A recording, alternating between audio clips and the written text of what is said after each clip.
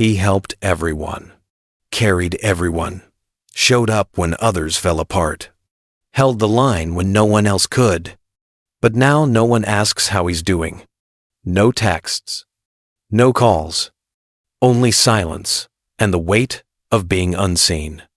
And one morning, as he sips coffee alone, a quiet realization settles in.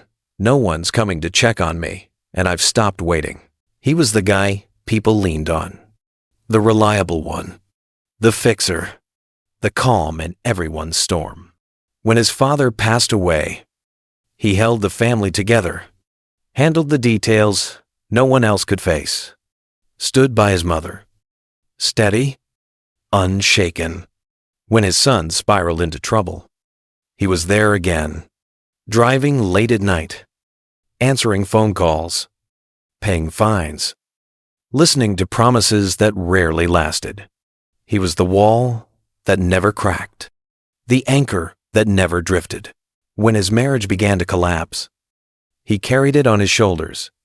He stayed late at work, came home early, tried harder, and loved stronger. But the cracks widened anyway.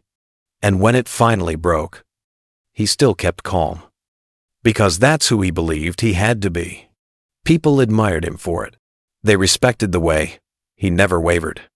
They relied on him, almost blindly. He was the one they called first, and the last to be thanked. But no one asked the simplest question. No one looked past the steady hands or the firm voice. No one asked, "Who's holding him up?" Because the world doesn't picture strong men falling apart. Strong men don't cry in kitchens at midnight. Strong men don't collapse in cars before walking inside. Strong men don't question if they can take one more step. That's what people think. And for years, he believed it too.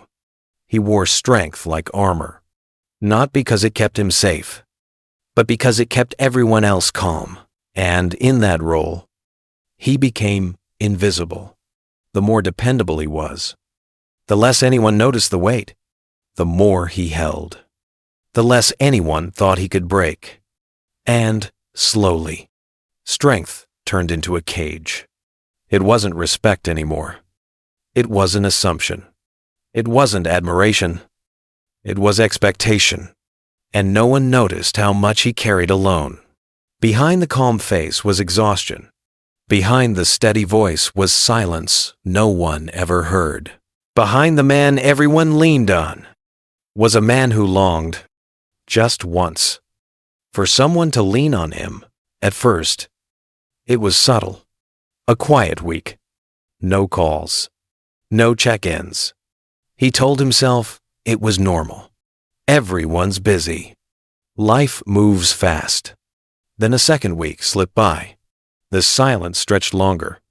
By the third, he noticed. His phone wasn't a lifeline anymore. It had become a tool used only when someone else needed something.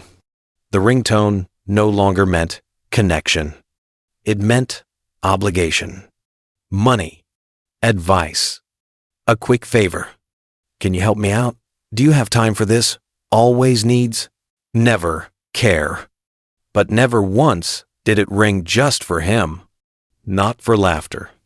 Not for memories. Not for someone to simply say, "Hey, how are you doing? Are you okay?" And that was when the truth set in. He hadn't disappeared from their minds. He had been reduced to a function. He wasn't a person to them anymore. He was a service. Useful, not loved. Expected, not appreciated. Available but never truly seen. He sat at his kitchen table one evening, staring at the phone. The battery is still full. The screen is still glowing. But nothing came through unless someone needed to take. He realized something heavy in that silence. Being needed is not the same as being cared for. Being called upon is not the same as being remembered. And a man can be surrounded by voices, yet still feel unseen. That's when he stopped rushing to answer, stopped waiting for the buzz, stopped measuring his worth by how often his phone lit up, because he finally understood presence is not about being available. It's about being valued. And no one had truly been present for him in a very long time. It wasn't dramatic. There were no breakdowns, no shouting, no storms, just a quiet Tuesday. A kettle is cooling on the stove, the hum of the refrigerator, and he, sitting alone at the kitchen table. He picked up his phone, battery full, inbox empty. He stared at the blank screen for longer than he should have, not because he expected a call, but because he realized he had stopped expecting one at all. That silence wrapped around him. At first, it felt harmless. Then it began to echo. Echo in the walls. Echo in his chest. It stung in a way that words could not soothe. And in that sting, something surfaced. A truth most men run from. I've been emotionally alone for years. Not because people hated him. Not because they abandoned him, but because they were used to him, never asking for anything. Used to him always being fine. Always strong. Always steady. But just because a man doesn't ask, doesn't mean he doesn't ache. Just because he doesn't fall apart, doesn't mean he doesn't fracture. Just because he carries it quietly, doesn't mean the weight isn't crushing. That was the moment of realization. It wasn't about the phone. It wasn't about the empty inbox. It was about seeing the truth with no filter. No excuse. No denial. He was the one who checked in on others. He was the one who carried the storms. He was the one who always said, "I'm fine." And in doing so, he had taught the world to believe it. So they stopped asking. They stopped wondering. They stopped seeing the ache behind his calm. And on that quiet Tuesday, he finally admitted it to himself. Silence is not always peace. Sometimes, silence is proof of how invisible a man can become. He was taught from the beginning, be strong. Don't complain. Don't burden others. So, he didn't. Even when his body ached from years of carrying more than his share. Even when the silence in his home pressed heavier than any noise. Even when his mind whispered questions he dared not voice. If I disappeared for a week, would anyone notice? He swallowed the words. He told himself it was weakness to say them out loud, because men like him don't seek attention, because real men are supposed to handle it. And so he handled it. He buried the weight. He smiled when his chest felt hollow. He made jokes when his spirit felt heavy. He showed up when his heart wanted to stay home. But deep inside, he was fraying. Not in a way people could see. Not with a dramatic collapse, but like a rope. Wearing thinner with each unseen pull. The truth is, he longed for someone to notice without him asking. To see past the steady voice. To recognize the exhaustion behind the quiet eyes. To ask the question he could never bring himself to speak. Are you hurting? But the world rarely asks strong men that, because strength, once proven, becomes expected. Because once you wear armor long enough, people forget there is skin underneath. So he carried the contradiction, outwardly dependable, inwardly unraveling, silent in his struggle. And here is the cruelest irony, the very code that raised him to be strong, be silent. Be steady was the same code that kept him unseen. He wore strength like armor, but armor, when worn too long, doesn't just protect. It isolates. It traps. And when he finally looked at himself, he realized the man inside the armor was barely holding together. Silence has a way of exposing things. It strips away the noise. The excuses, the distractions. It leaves only the truth in the silence. He began to notice what had always been there. The friends who only called when their lives were collapsing. The family that never checked in unless they needed something. The co-workers who praised his steadiness, but never asked what it cost him. At first, that silence bred resentment. He replayed the years of giving without return, the nights he stayed awake for others, who never lost sleep for him, the sacrifices no one remembered, because they had become invisible. But deeper than resentment was clarity, and clarity is sharper than anger. It cuts cleaner. It shows you what is real and what never was. He realized something simple, yet devastating. I've been waiting for someone to see me like I saw them, and that weight has drained me. It wasn't just the giving that exhausted him. It was the hope, the constant hope that one day someone would look at him with the same attentiveness he gave so freely, that someone would notice the cracks, without him having to explain them, that someone would care enough to say, "Sit down, I've got you." But silence taught him the truth. That moment may never come, and the longer he waited for it, the emptier he became. So he stopped waiting. He stopped holding his breath for calls that never came. He stopped glancing at the door, hoping someone might knock. He stopped expecting the same depth he gave away so easily. And when he stopped waiting, he didn't grow bitter. He grew steady. He grew self-respecting.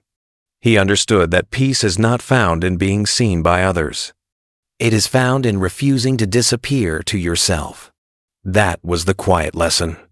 Not that people failed him, but that he had failed himself. By thinking he had to keep waiting, silence taught him to let go. Not out of anger, not out of spite, but out of dignity. Because no man should beg to be noticed, and no man should wait forever to matter. He didn't announce anything. Didn't make a speech. Didn't write a post about new beginnings. He just stopped. Stopped overgiving to people who never poured back. Stopped replying instantly to messages that drained him. Stopped saying, "I'm fine," when the truth was heavier than silence. And in that pause, in that sacred space, he began something different. He began rebuilding himself. Not loudly, not perfectly, but with presence. At first, it felt foreign. Sitting with himself instead of rushing to fix others. Letting a message go unanswered without guilt. Taking a slow walk. Not to escape, but to breathe. He picked up old hobbies he once abandoned. The guitar in the corner, strings dusty. Waiting. The books stacked on the shelf, unopened for years. The pen. The journal pages that had never been given a voice. And slowly, he began again. He read not to impress, but to learn. He wrote not to be praised, but to release. He played not to perform, but to feel. He sat in silence, not as punishment, but as permission. Permission to be exactly who he was without performance, without applause. Walking alone became a choice, not because he lacked company, but because he finally realized his own company was enough. He stopped performing strength, the scripted version the world demanded, the mask of the man who never faltered, the armor of the one who never bent. And instead, he started living truth. Truth that sometimes he was tired. Truth that sometimes he needed rest. Truth that peace mattered more than approval. No one rescued him. No one swooped in. But in the end, he didn't need saving. Because the man who stops waiting for rescue becomes the man who rescues himself. He's not bitter, not angry, not cold. He's just finished. Finished with one-sided conversations. Finished with empty promises. Finished with the cycle of giving without receiving. He's done answering calls that only come in crisis. Done being the emergency contact for people who never check in on ordinary days. Done carrying weight for those who vanish when it's his turn to need. Now, his giving has boundaries. He still shows up, but he shows up differently. He shows up for himself first, for his health, for his peace, for his own joy. When he picks up the phone, it's not out of guilt, it's by choice. He dials numbers of those who give back, those who laugh with him, those who don't measure his worth by what he can provide. He builds connections, but not for company. He's not trying to fill a room. He's not trying to silence his own loneliness. Because he understands now loneliness doesn't come from being alone. It comes from being surrounded by takers who never see you. What he wants now is compatibility. The kind of friendship that feels like rest. The kind of presence that doesn't demand performance. The kind of bond that doesn't keep score. And in that shift, clarity arrives. He looks around and notices fewer people, fewer texts, fewer gatherings, but better ones. Conversations that feed instead of drain. Moments that heal instead of wound. Silence that feels safe instead of awkward. For the first time, he isn't searching the room for validation. He isn't waiting for someone to clap, to nod, to reassure him, because he has himself, and that presence his own is enough, more than enough.